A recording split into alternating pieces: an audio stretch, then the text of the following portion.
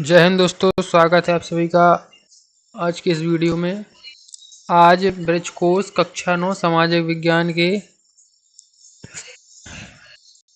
आगे के टॉपिक अपन सॉल्व करने वाले हैं। चलिए शुरू करते हैं। और इसके पिछले पाठों के यदि आपको सॉल्यूशन प्राप्त नहीं हुए तो और इसके पिछले वीडियो को आप चैनल पर जाकर देख सकते हैं, तो वहाँ से भर सकते हैं। ठीक है, तो चलिए अब शुरू करते हैं। तो टॉपिक है 16, जिसका नाम है लोकतंत्र। इसमें हमें भरना है गतिविधि 1। अगर किसी कक्षा को पिकनिक पर जाना है और शिक्षक 2 जगहों के नाम बताती हैं और बच्चों में मतभेदों को दूर करने के लिए वोट करवाती हैं और निर्णय आता है, क्योंकि इसमें विद्यार्थी स्वयं भाग ले रहे हैं, तो यह प्रत्यक्ष लोकतंत्र का उदाहरण होगा। लोकतंत्र के उद्देश्य।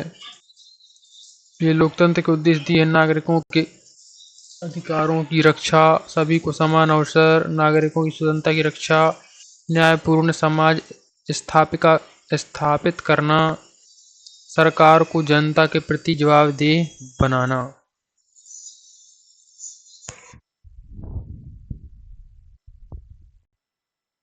तो लोकतंत्र में चुनाव से सरकार होती है।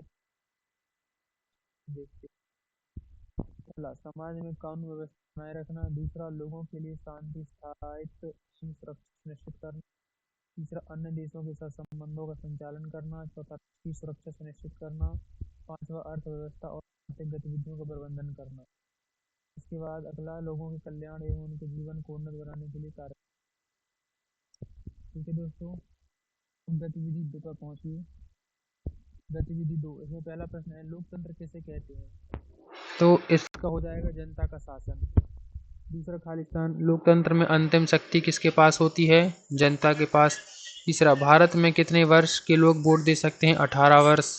चौथा, भारत में लोकसभा चुनाव कितने वर्षों में होते हैं? 5 वर्षों में होते हैं। पांचवा, लोकतंत्र में नागरिकों को सबसे महत्वपूर्ण अधिकार क्या मिलता है? मतदान का अधिकार। अब है टॉपिक 17, सरकार के अंग।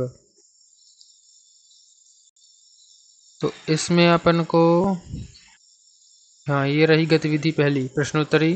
पहला प्रश्न है, सरकार के कितने अंग हैं? तो सरकार के 3 अंग हैं: विधायिका, कार्यपालिका, न्यायपालिका। दूसरा, बच्चों बताइए, अगर उच्च सदन को राज्यसभा कहते हैं तो निम्न सदन को क्या कहेंगे? लोकसभा। तीसरा, रूपा बताओ, अगर आपके काका की उम्र 30 वर्ष से कम है तो क्या वे राज्यसभा का चुनाव लड़ सकते हैं? नहीं, क्योंकि इसका उत्तर हो जाएगा नहीं, क्योंकि राज्यसभा चुनाव लड़ने के लिए न्यूनतम आयु 30 वर्ष है। चौथा, आलोक तुम बताओ, अगर लोकसभा स्थायी सदन है, उसके सदस्यों का कार्यकाल 5 वर्ष का है, तो लोकसभा का चुनाव लड़ने के लिए किसी व्यक्ति की न्यूनतम आयु कितनी होनी चाहिए? 25 वर्ष होनी चाहिए। पांचवा, लोकसभा में कितने सदस्य चुनाव में जीत हासिल करके पहुंच सकते हैं?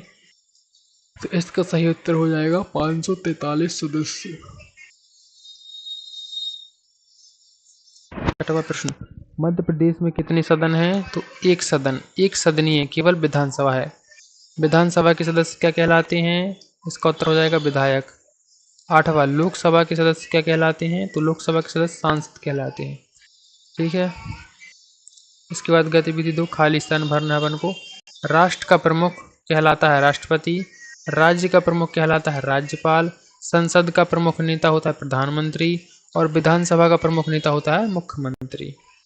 इसके बाद टॉपिक 18, न्यायपालिका। इसमें गतिविधि पहली, अपन को यहाँ पर ये वर्ग पहली सुलझानी है। तो जो पहली दी है, कानून लागू करने वाला, कानून लागू करने कौन लागू करता है? तो कार्यपालिका।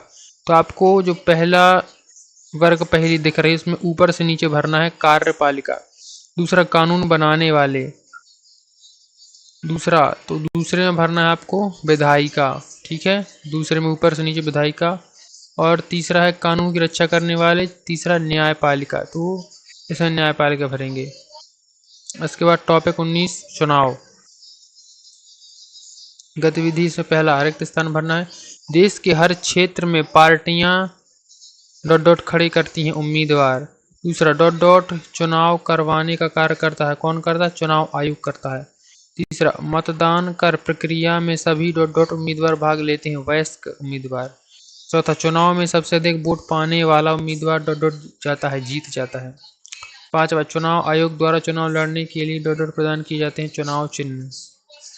इसके बाद नेक्स्ट पेज और नेक्स्ट टॉपिक, टॉपिक 20 अर्थशास्त्र। देखिए दोस्तों, यहाँ से अर्थशास्त्र शुरू हो रही है। टॉपिक 20 अर्थशास्त्र। अब इसमें बताना है गतिविधि। हाँ, ये रही गतिविधि, पूछो तो जाने। पहला, आवश्यकताओं की पूर्ति के लिए वस्तुओं और सेवाओं का उपयोग कहलाता है उपभोग। दूसरा, वह व्यक्ति जो वस्तुओं का उपयोग करता है वो कहलाता है उपभोक्ता। तीसरा, उत्पादकों से उपभोक्ताओं तक सामान पहुंचाने की प्रक्रिया को कहते हैं वितरण। चौथा, वह व्यक्ति जो वस्तुओं और सेवाओं का निर्माण करता है उत्पादक। अब चलिए अगले पेज नंबर पर, टॉपिक 21 आर्थिक गतिविधियों के प्रकार।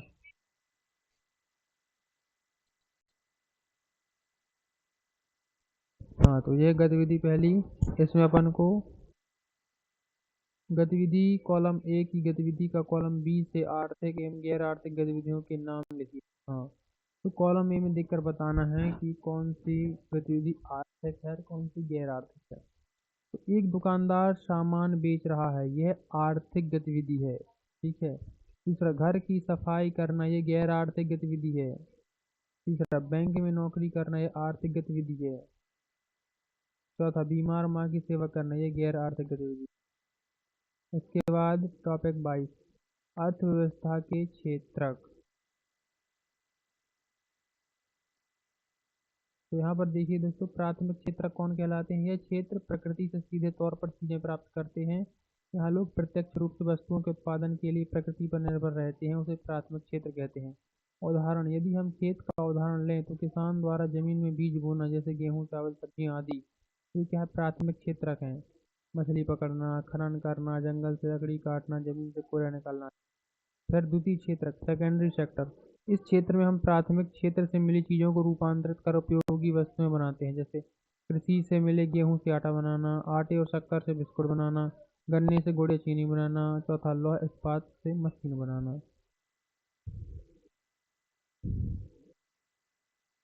अब तृतीय क्षेत्र, इस क्षेत्र में कोई नई वस्तु नहीं बनती, बल्कि यह प्राथमिक तथा द्वितीय क्षेत्रकों को मदद प्रदान करता है या वस्तुओं के उत्पादन की बजाय सेवाओं पर केंद्रित होता है। उदाहरण, बैंकिंग, शिक्षा, स्वास्थ्य सेवा और परिवहन तथा संचार के साधन। दूसरा, बैंक पैसे जमा करना या निकालना। तीसरा, शिक्षकों द्वारा बच्चों को पढ़ाना। चौथा, परिवहन सेवा, ट्रक या बस का प्रयोग करना। तो अब प्राथमिक, द्वितीय एवं तृतीय क्षेत्रकों से संबंधित गतिविधियों के चित्रों को पहचान कर उनके नाम लिखिए। तो चित्र को देखकर हमें बताना है कि इसमें ये किस क्षेत्र के अंतर्गत आता है। तो पहला चित्र है जहाँ पर ट्रैक्टर दिख रहा है, खेत पर ट्रैक्टर चलता हुआ दिख रहा है, तो इसमें भरना है आपको प्राथमिक क्षेत्रक, ये हो जाएगा प्राथमिक। दूसरे चित्र में द्वितीयक, तीसरे में तृतीयक, ये MRI मशीन है, ठीक है, ये तृतीय क्षेत्र में आ जाएगा। इसके बाद यह चौथा चित्र प्राथमिक हो जाएगा, दूसरा द्वितीयक हो जाएगा, और जो छठवीं फोटो है, छठवीं इमेज, इसमें तृतीयक भरना है आपको, तृतीय क्षेत्र के अंतर्गत आता है ये। अब है अगला पेज नंबर, और तो अगला टॉपिक, टॉपिक 23 उत्पादन प्रक्रियाएं। उत्पादन की क्या क्या प्रक्रियाएं होती हैं? तो देखिए यहाँ पर गतिविधि क्या कहती है, प्रत्येक गतिविधि के सामने कॉलम में सही का निशान लगाएं। अच्छा, तो गतिविधि का नाम, कृषि क्रिया और गैर कृषि क्रिया। ये गतिविधि का नाम पढ़ के अपन को बताना है कि ये कृषि क्रिया है या गैर कृषि क्रिया। तो गेहूं की कटाई करना, ये कृषि क्रिया है। डेयरी फार्मिंग, ये भी कृषि क्रिया है। ईंट बनाना, ये गैर कृषि क्रिया है। बस चलाना गैर कृषि क्रिया है। टोकरी चुनना गैर कृषि क्रिया है। खेत में सिंचाई करना, ये कृषि क्रिया है। सिलाई कर दुकान चलाना, ये गैर कृषि क्रिया है। मछली पकड़ना कृषि क्रिया है, और चीनी मिल में काम करना, ये गैर कृषि क्रिया है। इसके बाद टॉपिक 24 वस्तु विनिमय से मुद्रा तक की यात्रा। तो चलिए दोस्तों, इसको देखते हैं, इसमें अपन को क्या भरना है यहाँ पर। हाँ, गतिविधि संकेत अक्षरों के प्रयोग से खाली स्थान भरिए। डॉट डॉट, जब हम एक चीज के बदले दूसरी चीज लेते हैं तो उसे कहते हैं वस्तु विनिमय। दूसरा, जब दोनों लोगों को एक दूसरे की चीजों की जरूरत हो तभी सामान का लेन देन होता था। इस आवश्यकताओं का डॉट डॉट संयोग कहते थे। दोहरा।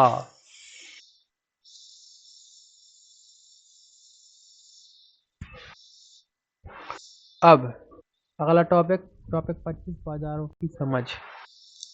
तो देखिए दोस्तों, इसमें अपन को क्या भरना है। इसमें गतिविधि एक, सोच समझकर सही शॉपिंग विकल्प का चयन कीजिए। तो पहला है, आपको अगले सप्ताह की ताजी सब्जियों और फलों की खरीदारी करनी है, तो पसंदीदा माध्यम क्या हो जाएगा इसका, साप्ताहिक बाजार। इसका हो जाएगा साप्ताहिक बाजार। दूसरा, आपको अपने पसंदीदा लेखक की नई किताब खरीदनी है जो शायद स्थानीय दुकानों पर उपलब्ध ना हो, तो पसंदीदा माध्यम क्या हो जाएगा, ऑनलाइन। अपन ऑनलाइन खरीद सकते हैं, ठीक है। अब गतिविधि दो, साप्ताहिक बाजार, शॉपिंग मॉल और ऑनलाइन शॉपिंग के दो दो फायदे और नुकसान लिखिए। तो ये दोस्तों आपको स्वयं से करना है। जैसे कि इसमें जैसे एक एग्जांपल मैं देता हूँ, साप्ताहिक बाजार, तो इसका क्या फायदा, आपको साप्ताहिक बाजार से ताजी सब्जियां मिल सकती हैं और जो डेली यूज के चीजें होती हैं वो आपको मिल सकती हैं साप्ताहिक बाजार से, है ना। ऐसे ही शॉपिंग मॉल से, शॉपिंग मॉल में जाएंगे तो आपको एक ही स्थान पर बहुत सारी चीजें मिल जाएंगी, ठीक है। शॉपिंग मॉल में जैसे कपड़े भी होते हैं, मोबाइल वगैरह की दुकान होती है और भी चीजें होती हैं, ठीक है, इस तरीके से। तो ये आप स्वयं से भर सकते हैं। अब चलते हैं नेक्स्ट टॉपिक, टॉपिक 26, निर्धनता यानी कि पुबर्टी। अब देखिए दोस्तों, इसमें क्या है, इसमें कुछ भी नहीं भरना शायद, बस आपको इसको ध्यान से पढ़ना है, ठीक है। तो ये आप पढ़ लीजिए। अब चलते हैं नेक्स्ट टॉपिक पर, टॉपिक 27, भारत में निर्धनता दूर करने के लिए चलाई जा रही योजना है। अच्छा, तो निर्धनता को दूर करने के लिए क्या क्या योजना चलाई जा रही है। PMGKAY, प्रधानमंत्री गरीब कल्याण अन्न योजना, यानी ये राष्ट्रीय खाद्य अधिनियम NFSA के तहत आने वाले लाभार्थियों को मुफ्त खाद्यान्न, गेहूं और चावल दिया जाता है। दूसरी है अंत्योदय अन्न योजना AAY, इसका उद्देश्य गरीबों में भी सबसे गरीब परिवारों को अधिक रियायती दर पर खाद्यान्न प्रदान किया जाता है ताकि भुखमरी कम की सके। तीसरा है PMKVY, प्रधानमंत्री कौशल विकास योजना, युवाओं के लिए है। और चौथा, महात्मा गांधी राष्ट्रीय ग्रामीण रोजगार गारंटी अधिनियम, यह ग्रामीण क्षेत्रों में प्रत्येक परिवार को एक वित्तीय वर्ष में न्यूनतम 100 दिन का सुनिश्चित रोजगार देने की गारंटी देता है। पांचवा है दीनदयाल अंत्योदय योजना। छठवां है प्रधानमंत्री जन धन योजना। सातवां है सार्वजनिक वितरण प्रणाली PDS, ठीक है। तो अब गतिविधि को देखिए। पहला, निर्धनता एक ऐसी स्थिति है जिसमें व्यक्ति अपनी आवश्यकताएं, भोजन, वस्त्र, आवास पूरा नहीं कर पाता। दूसरा, देश में आप की डॉट डॉट भी गरीबी का कारण है। आय, अवसरों की असमानता, ये क्या है, गरीबी का कारण है। दूसरा, तीसरा तीसरा गरीबी के कारण बच्चे अक्सर डॉट डॉट का शिकार हो जाते हैं, कुपोषण का। चौथा है, बेहतर स्वास्थ्य और शिक्षा सुविधाएं मिलती हैं। पांचवा, रोजगार के अवसर बढ़ाकर लोगों की आर्थिक स्थिति सुधारी जा सकती है, ठीक है। अब चलिए अगला टॉपिक और लास्ट टॉपिक, आयात निर्यात। टॉपिक 28, आयात और निर्यात।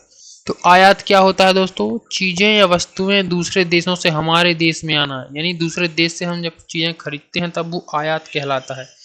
जब हम अपने देश में इस्तेमाल या उपयोग होने वाली वस्तु दुनिया के दूसरे देश जैसे जापान, अमेरिका, अन्य कोई देश से खरीदते हैं तो उसे आयात कहा जाता है। उदाहरण, mobile phone, remote control car, electronic सामान इत्यादि। निर्यात यानी एक्सपोर्ट, तो वस्तुओं के हमारे देश से बाहर के देशों में भेजा जाना। जब अपने देश में बनी चीजें दूसरे देशों में भेजते हैं और चीजों या वस्तुएं दूसरे देशों में बेची जाती हैं उसे निर्यात कहते हैं, ठीक है।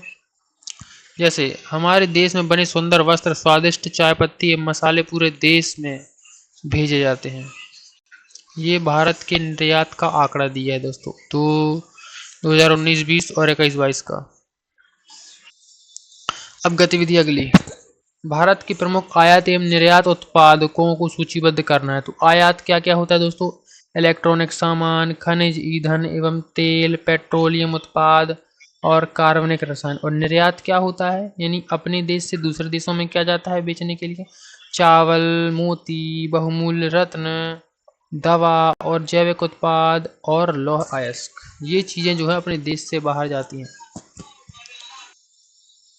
तो ठीक है दोस्तों, अपनी कक्षा 9 की सामाजिक विज्ञान की जो ब्रिज कोर्स का सॉल्यूशन है वो पूरा होता है, तो आप लोग अच्छे से भर लीजिए। और जिसका पिछले और जिसकी आगे की छूटी जो टॉपिक छूटे हैं वो और वीडियो देखकर, जो पिछले वीडियो हैं उनको देखकर भर सकते हैं। तो अब मिलते हैं नेक्स्ट वीडियो में दोस्तों, तब तक के लिए जय हिंद, वंदे मातरम। और चैनल को सब्सक्राइब कीजिए और दोस्तों के साथ ज़्यादा से ज़्यादा शेयर कीजिए और लाइक कीजिए। और किसी प्रकार की कोई समस्या जा रही हो तो कमेंट कीजिए। जय हिंद।